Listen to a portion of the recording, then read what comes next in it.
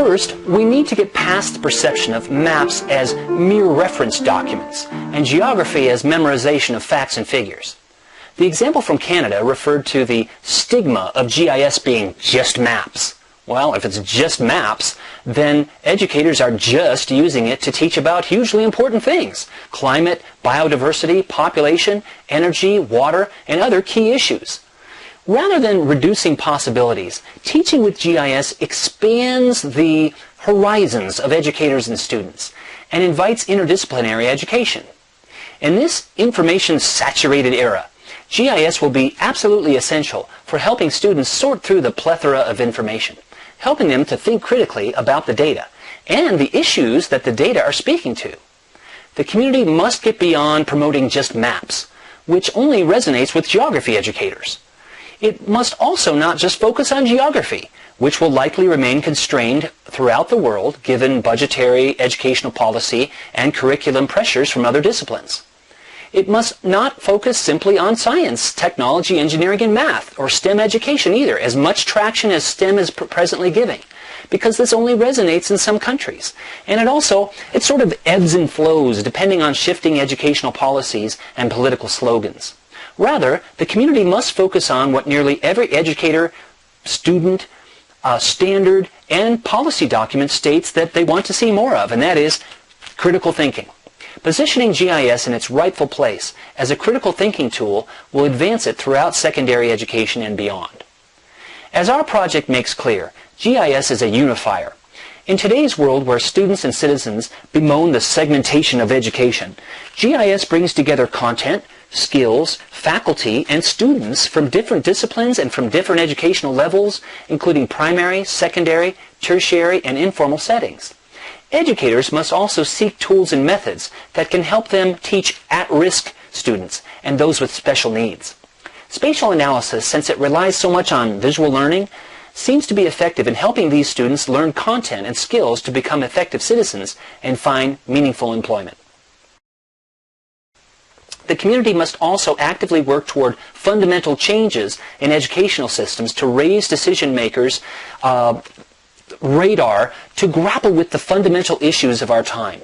Each issue, including water, energy, biodiversity, hazards, agriculture, and economics, for example, have a geographic component.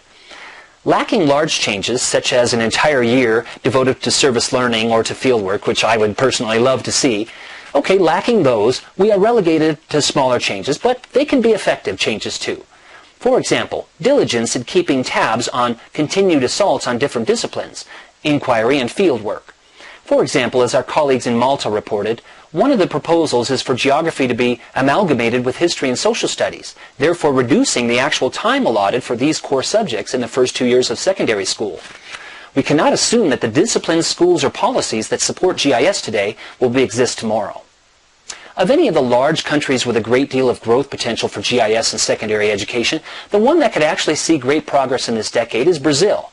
The IGBE there operates a rich data depository with data on census, the environment, and much more. The ESRI distributor there is keen on working with schools, and sustainability of urban areas and agricultural lands are issues that are at the forefront of most citizens' minds. In terms of other countries with a high potential for growth, Indonesia's government agencies have begun to share data with educators and the general public. And as we have seen from IDA and UDA in 2012, much progress has been achieved in Japan. Professional development and teacher education must be expanded. It needs to embrace the technological pedagogical content knowledge, Mishra and Kohler in 2006, which captures the complex interplay among content, pedagogy, and technology. The authors in France referred to efforts in confidence building rather than competence building in professional development sessions. They advocated that GIS needs support rather than control and more space for experimentation. Hear, hear. However, most professional development in secondary education with geotechnologies is carried out by and for in-service teachers, which isn't bad, but we recommend a concentrated effort toward pre-service teachers. South Korea serves as a good model. Among all 18 undergraduate geography education-related departments there, 16 departments include GIS courses in their undergraduate curriculum, with the last offering GIS courses via the form of special lectures or other routes. The GIS education community must be clear on several points. First, teaching a technology where teachers do not perceive themselves as experts is a difficult task. Educators who feel that they need to be experts in GIS to teach it most likely will never use it. Our South Africa colleagues stated that I taught them, the students, geography and they taught me GIS. Our New Zealand colleagues said the teacher of this class, Ann Olson, and the students learned the required GIS skills together.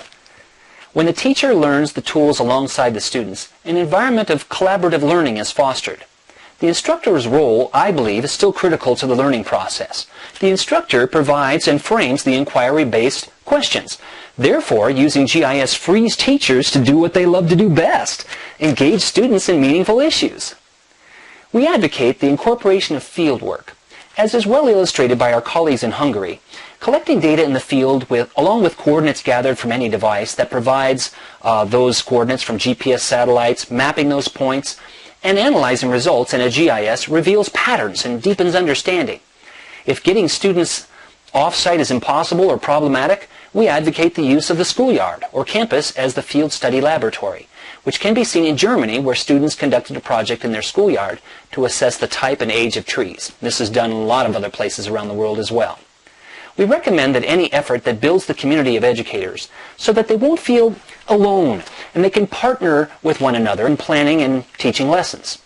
Our colleagues in Singapore stated that the most valuable resources are the teachers themselves. Our Norway colleagues stated teachers urgently need teaching resources such as textbooks and ready-to-use teaching materials, but they should also be empowered with GIS skills, enabling them to make such textbooks and teaching materials themselves. Our colleagues in Spain shared this approach. Teaching with GIS needs to include knowledge, minds-on, skills, hands-on, and behavior, hearts-on.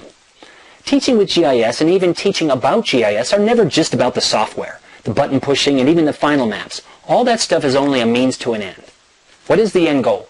The end goal, I believe, is the understanding brought about by spatially analyzing an issue and the action it may lead the student to take in order to make a positive difference. The stories told in our study confirmed what Audette and Ludwig wrote way back in the year 2000. A classroom that uses GIS is a problem-solving tool. It's where the walls are invisible and the teacher and the student assume roles that are non-traditional. Adopting this technology is not for the faint-hearted. And integrating, though, GIS into the curriculum rewards teachers by creating intellectually challenging and demanding learning opportunities. It is up to those of us who believe so firmly in the power of spatial analysis within a GIS environment to take active steps to ensure that the kind of educational and societal transformation can be achieved for the health of the planet and for the students who inhabit that planet. Thanks.